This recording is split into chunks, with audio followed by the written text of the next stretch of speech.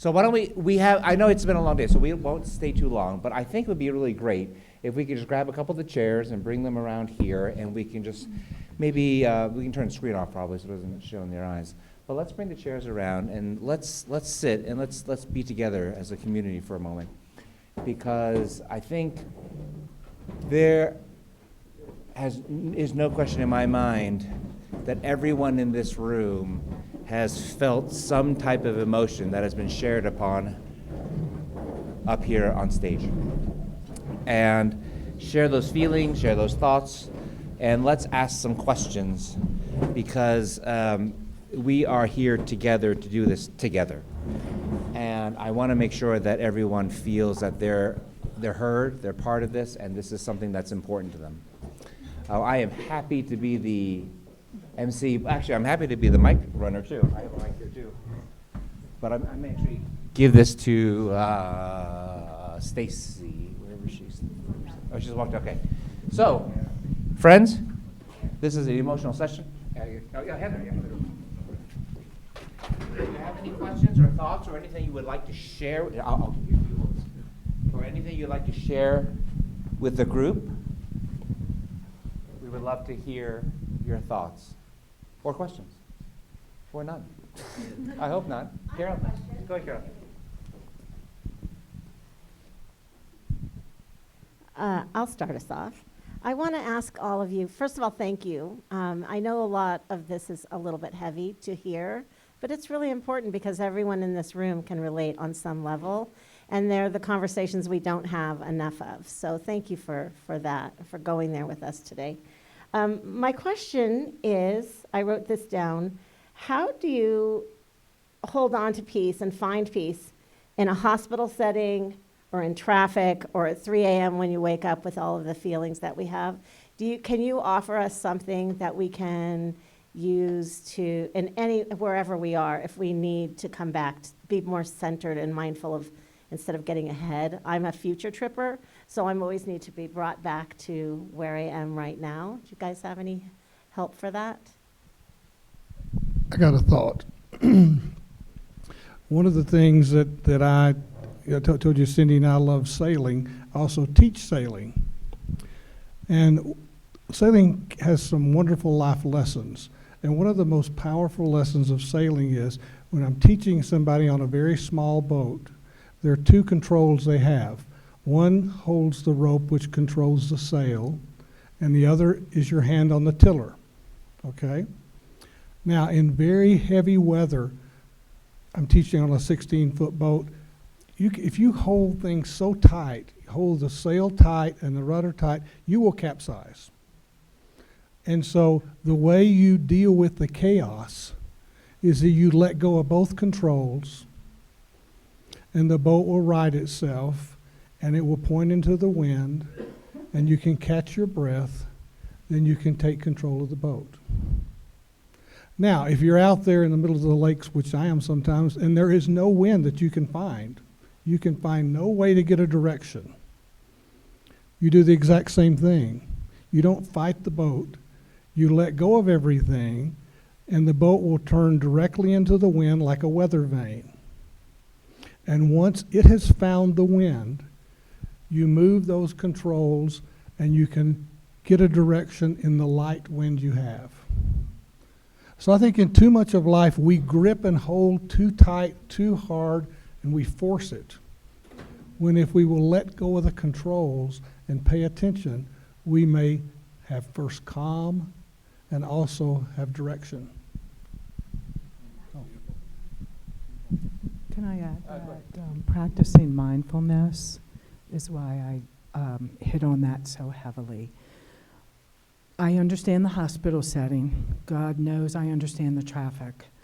But I always try to take advantage of sitting in traffic, and that is to simply get rid of the thoughts from the day or the stress from the day and start thinking in terms of how can I turn this around when I get home? You know, it's got to get better kind of thing. Even if it doesn't, there are days like that. But the mindfulness, I don't know I don't know how to teach it except to say to practice it. You just can't control anything else but this moment. That's it. But easier said than done, I agree. For my experience being in a hospital setting with Chloe, what I would do is the cards she would receive, I would put them up so she can see them, and I would, just try to play calming music or like her favorite music, just to try to help her stay focused on healing, and then also let those cards be a reminder that, you're not here by yourself. There's people out here that loves you and supporting you. And as you said, like being mindful, like you have to practice it, and just dealing in the moment, not getting ahead, like even with her scans. Sometimes it stresses me out, and I think forward, and I'm thinking, but we didn't receive the results yet. Like, just wait. When you get the results, then you can deal and, figure things out from there. But if you don't have no results, it's, you don't have the stress, but I know it's hard. Like you said, it's easier said than done. But yeah, but just waiting and being mindful.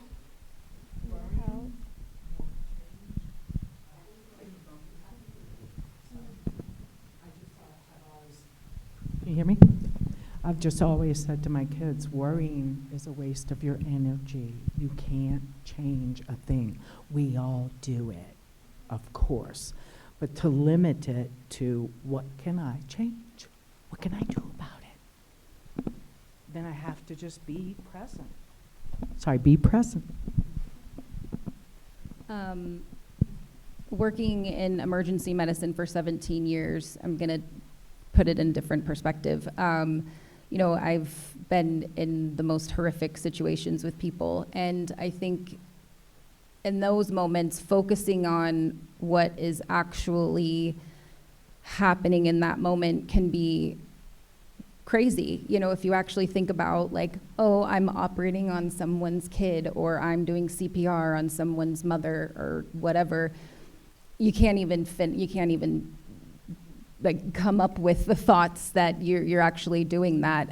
So kind of pushing it out of the back of your mind, and knowing that you have a job to do, and I got to do it. And when that's all said and done, you then get together with people and reflect, and called a debriefing, and you have conversations of what went well, what didn't go well, how can we do better. And looking at it from a cancer perspective, just knowing that when you go to a doctor's appointment, it's like, okay, this is the job, we're going to answer these questions, we're going to do this. As it was talked about earlier, having questions written down and the things that you need to ask and those types of things. And then when you get home, what went well, what didn't go well, and then follow up.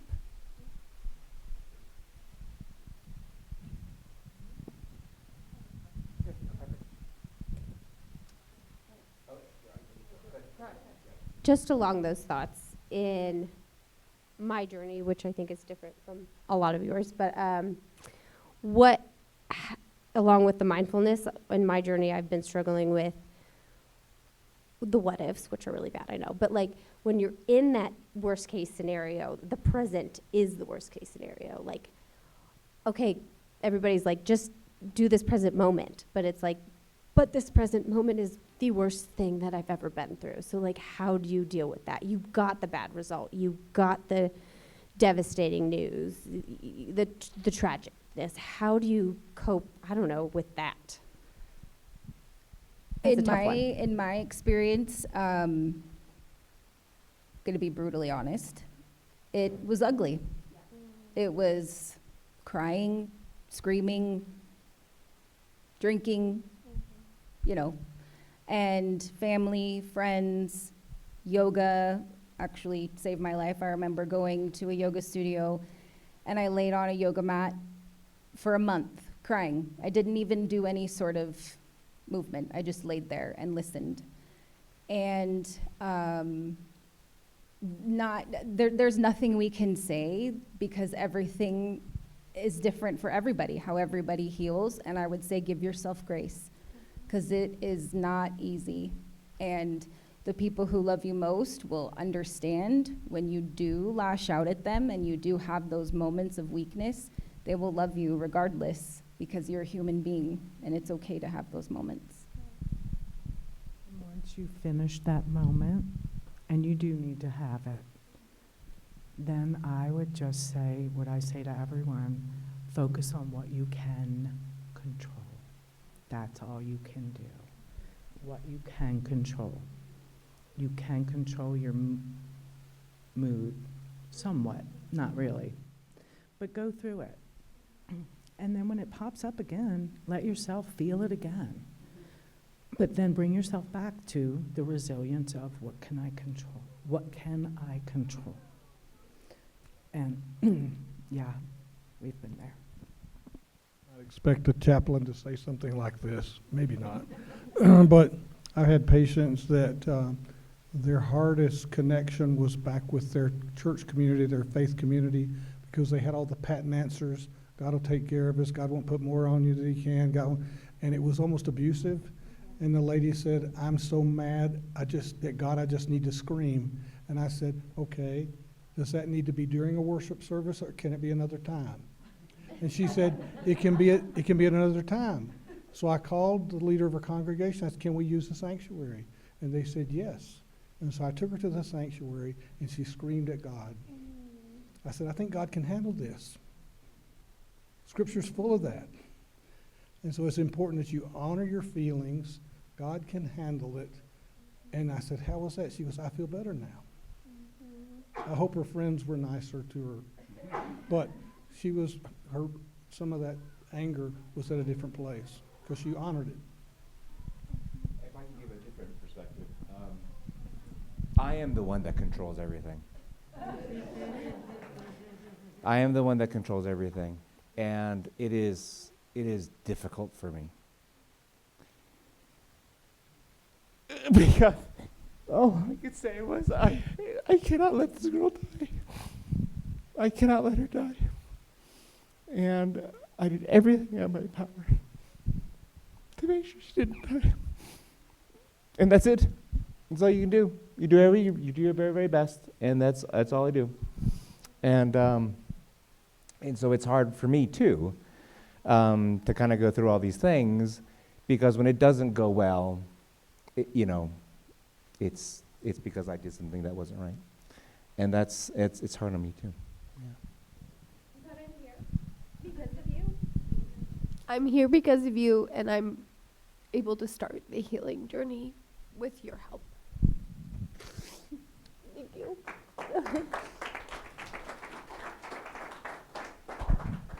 Cindy. Yeah, you got me all emotional. I can hardly answer this question. Thank you for that. Thank you, all of you. I think it was Lindsay who mentioned this, but if I've got it mixed up because it all blurs together, I apologize. But I was struck by you, I think it was you, referring to the caregiver should be seen as a co-patient. I just thought that was a really good description. And sometimes I worry about my husband and how he is dealing with being a caregiver.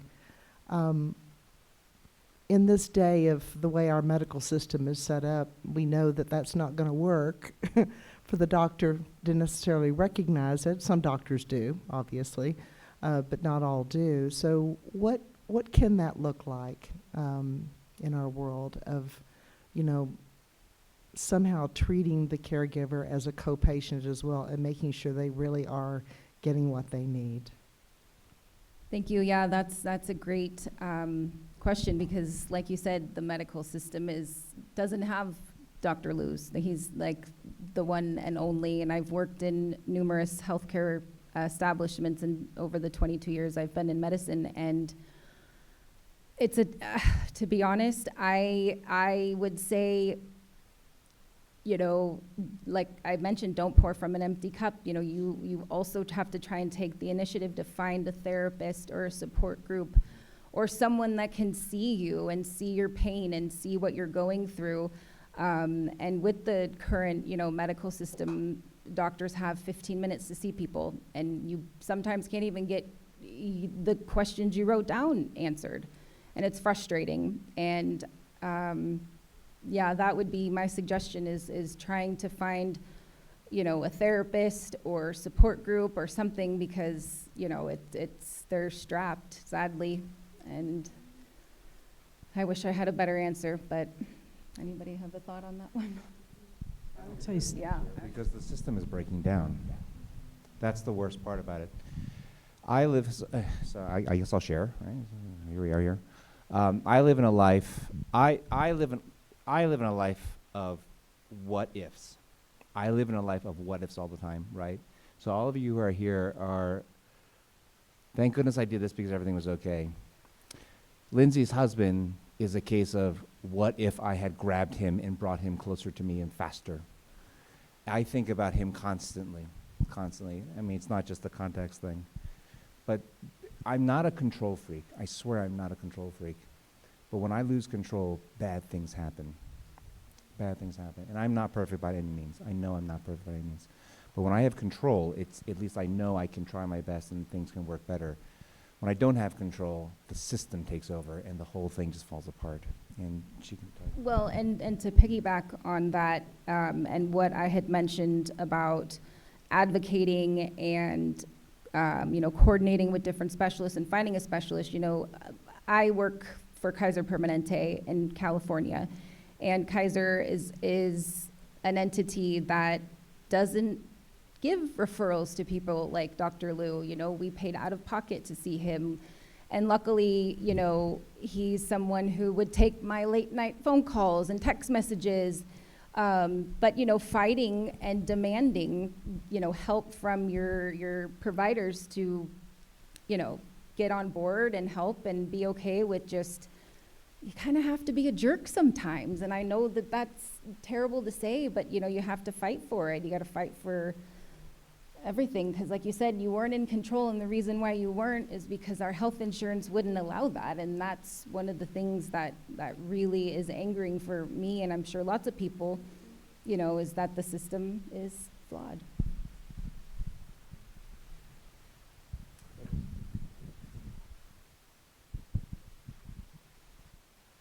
First of all, I want to say thank you for sharing personal stories. I think when I watch people present, there's always a hesitation. Does anybody get anything from these stories? And I think connection, I saw the word up there a couple times today, but I think these events, people underestimate what that connection does, just sharing the stories. It's incredibly powerful and makes you not feel alone, because I think all of us can feel very alone in the journey. So thank you for being vulnerable. It's not easy. We're talking about science, we're talking about spirit. And I think if there's one thing that the human condition is uncomfortable with, it's uncertainty, is the thing that just we can't handle. And I love the boat example of letting go, because we can't be certain no matter how much control we have or don't have. So what does the science and the spirit say about embracing uncertainty?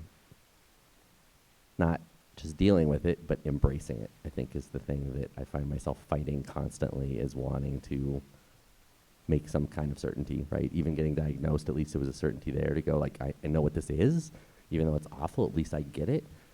So do any of you have thoughts of how you've embraced uncertainty, or what science says about doing that? I wanted to add to my talk, and I didn't, how important humor is to your healing and your maintenance. And I would say that uncertainty for me becomes, I call it an adventure. I literally changed the wording. I also jokingly tell my coworkers, if you change the word stress in your life to excitement, whole new world, right? I seriously, on a serious note, I don't. All I can say to you is the uncertainty is part of what we all deal with. There's no way around it. We don't know the answers. We don't have the crystal ball. I get asked questions as a hospice nurse constantly. I know you don't know, but how much time? If I could answer that, I would be so wealthy because I would be seriously, I would, because I could predict so much more. What I have to say on it is simply, this can go so many different ways as far as the uncertainty, right? The scans, the test results, the outcome. I'm gonna do everything in my power to make the uncertainty more positive. And that's not, what do they call it now, positivity? It's like over the top. What's the word? Anyway. So, toxic positivity. I don't go there. But what else do you have to pull on except your attitude about, I'm gonna do what I can do, no matter what the results are. I will deal with it in that time with everything in me, and you will research other tools that we talked about today to help you with whatever the answer is, and that's all I've got.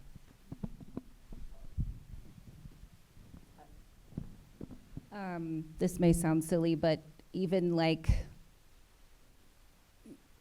when you embrace uncertainty, especially when it comes to cancer or medical diagnoses, we can all Google symptoms and, oh my gosh, this is worst case scenario. But if someone really wants to, embrace the uncertainty, is looking into the good and the bad, right? And being okay with whatever comes, whether it's fear or anger or sadness or, whatever the emotion is. But making a list of like, okay, well, if I get this scan back and it says it's worse, what are my options? And make a list, write it down and journal it or something.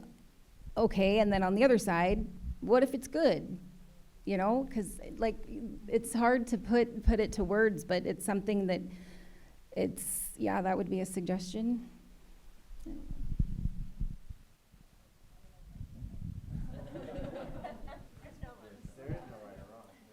I would just add that sometimes when I'm super nervous about something that I have no idea how it's going to turn out, I say, okay, what's the worst possible outcome?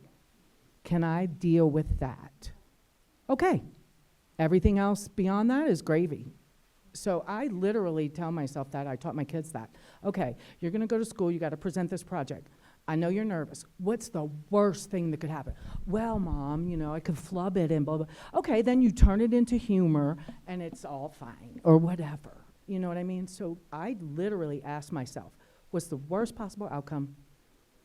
Okay, that's how I'll deal with that. Sometimes it's dark humor, too.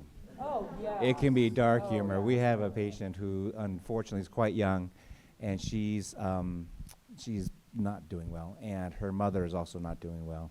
And she said to me, gosh, can I get a discount on 2 funerals for 1? And I was like, funny but dark. Do I laugh? Do I not laugh? She was great. I just want to say my one word for today is gratitude to Dr. Lou for hosting this, but to each of you presenters, you were just phenomenal, and you shared from your heart. And it meant a lot, and it touched a lot of people's hearts, things they have experienced, the anguish and fear and the isolation that you felt. And Jean, it was just your example to me for the boatman that just sometimes we just have to let go. I feel very blessed that I can let go to God, and I trust that. But you have to sometimes let go. Life is overwhelming. Like you just said, that's the way it is. Yeah. Thank you all. Well, oh yeah, you need I really wanted to bring this up today, that every caregiver in this room heard a lot of things today about what you go through, but I bet you there's not one person in this room that is a caregiver that would want to be anywhere else but next to their person. And as hard as it is, it's the most loving and rewarding place to be.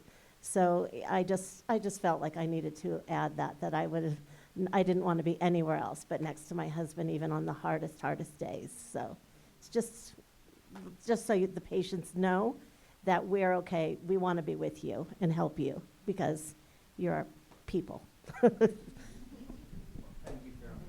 Well, thank you all for being here. I know it's been a long, emotional day and afternoon, but there are a couple things. I mean, Luana kind of touched on it, but the reason that this organization is called Healing Net is because we don't promise things that we can't. All we want to do is help you heal. I'm not going to promise you some cure. Okay, I'm not going to do that. But I will promise that we will stand by you and help take care of you.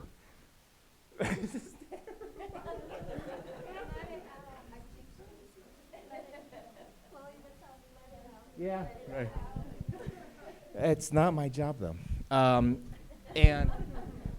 But really, this is what it is, and I hope you guys understand what it is that we're trying to accomplish, and that people can learn and love and heal. You heard all these things, and you saw how all the things kind of tie together and how important it is.